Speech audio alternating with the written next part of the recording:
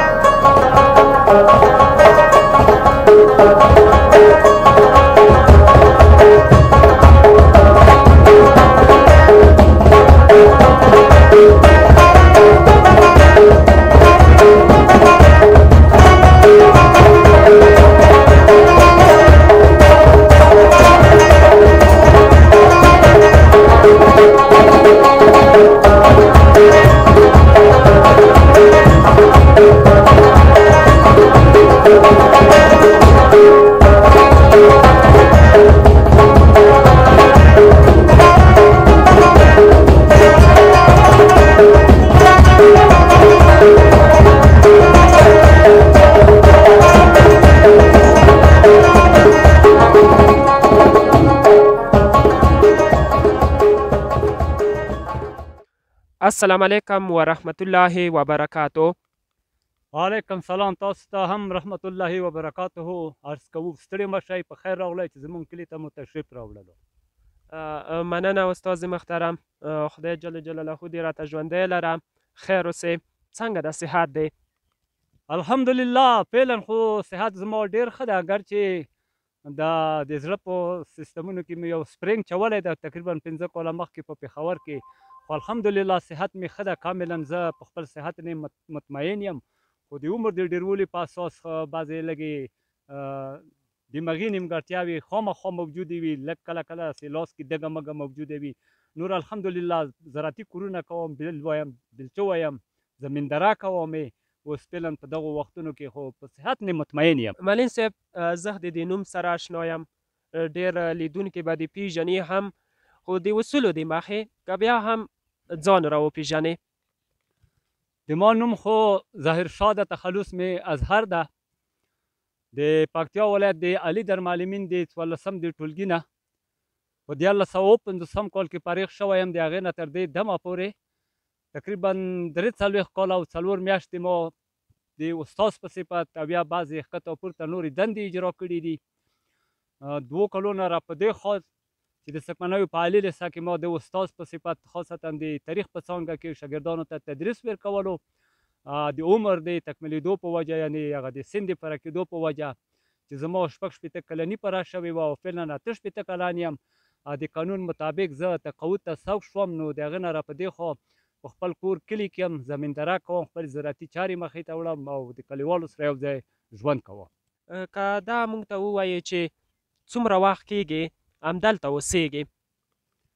زه د دغه کلي اصلي بومي اوسېدونکی یم. زه په نقل مکان کې یا په کاډو کې دلته نه یم راغلی. زموږ پلرونه نیکونه د همدغه ځای دي. زموږ ټول کلی چې د تارو کلي په نام سره شهرت لري، دغه اوسېدونکي ټول د دغه ځای اصلي اوسېدونکي دي، یعنې هغه اصلي ساکنین دي، نقلین نه دي، د همدغه ځای اوسېدونکي دي. دا منطقه کې زموږ پلرونه نیکونه او اجداد تېر شوي دي. نو زه د پیدایښت نه همدلته موجود یم. څومره چې زما سن ده، د سن په مطابق زه همدلته پیدا شوی یم او همدلته یم او همدلته به خاورې کېږو. معلم صاحب، که د خپل کلي په اړه یو لنډ معلومات راکړئ، مثلا دلته څومره کورونه ژوند کوي او د تاسو کلی چې د تارو په نوم ده څومره زراعتي ځمکه لري؟ چې په مجموع کې 4 کلي دي چې دغه ټول 4 کلیو مشترک نام ستر کلی ده. دغه 4 کلي کې یو کلی په نام د تارو ده، یو په نام د غریب ځایو ده، دریم په نام د بلې ځایو، څلورم په نام د خنزود خیلو ده.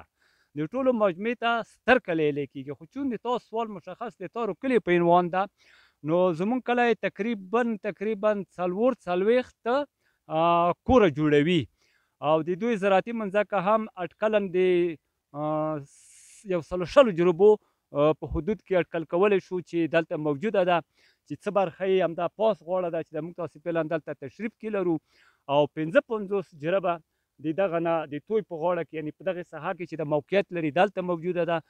یوه بله پوښتنه به د تاسې کلي په مورد وکړم، هغه داسې چې د تارو کلي ته ویلې د تارو کلی ویلی کېږي. مثلا څه علت و چې دا کلی د تارو په نوم ونومول شولو؟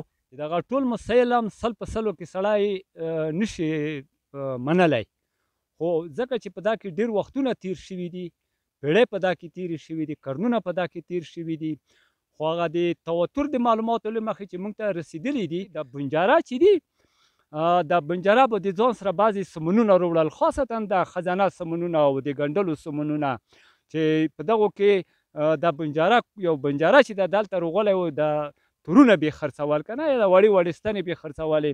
دا سړی په دغه ځای نه میشت شوی ده او په دغه ځای نه آباد شوی ده، چې د هغې نه د سلسله د تارو په نامه پاتې شوې ده.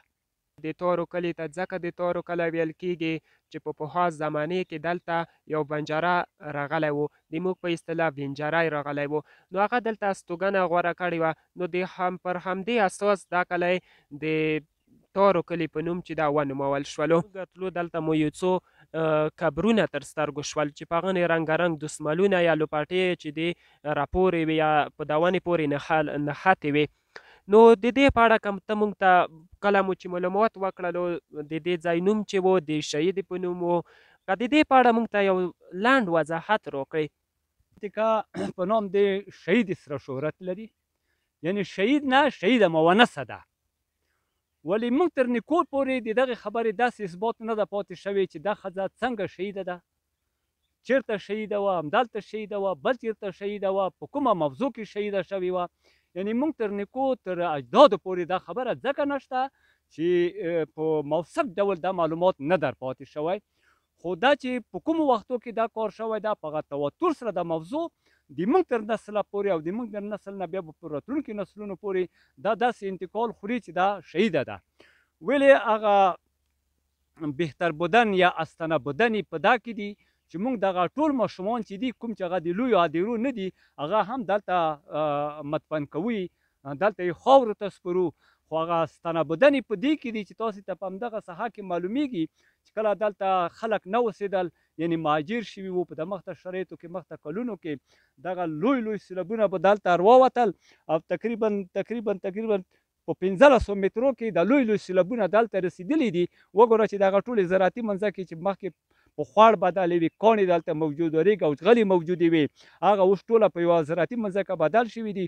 خو هغه تویونو خپل استقامت د دې نه بدل کړی ده چې تاسې ته خپله د دې نقشه یا هغه جغرافیایي موقعیت په خپلو سترګو کسوئ. هغه بزرګي د دې ښځې یا د دغو ماشومانو موږ د دغو سیلابونو په وجود کې هم مطالعه کولی شو. ځوان نسل څنګه ارزوي؟